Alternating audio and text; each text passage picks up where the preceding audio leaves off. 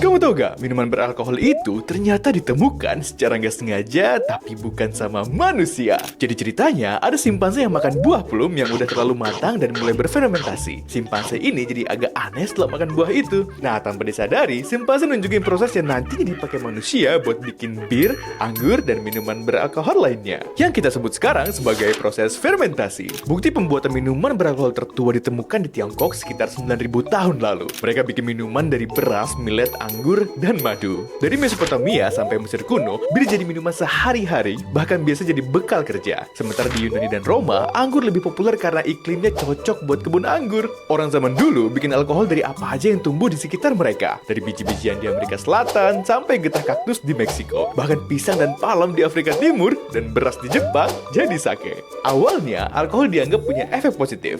Dokter Yunani pernah bilang kalau anggur baik buat kesehatan, dan seniman bilang alkohol tuh bikin kreatif. Tapi ada juga yang khawatir soal penyalahgunaannya. Para filsuf Yunani nyaranin buat nggak minum, dan agama-agama juga ngasih aturan soal konsumsi alkohol. Dulu kadar alkohol dalam minuman fermentasi itu nggak terlalu tinggi, sekitar 13% aja. Tapi semuanya berubah pas ditemukannya distilasi. Proses ini bikin kadar alkohol bisa jauh lebih tinggi. Awalnya buat pengobatan, tapi lama-lama jadi komoditas dagang penting. Bahkan dipakai di pelayaran jarak jauh buat menjaga air tetap bersih. Dari sekedar bikin simpan seteler, alkohol jadi bagian penting dari sejarah perdagangan dan eksplorasi dunia.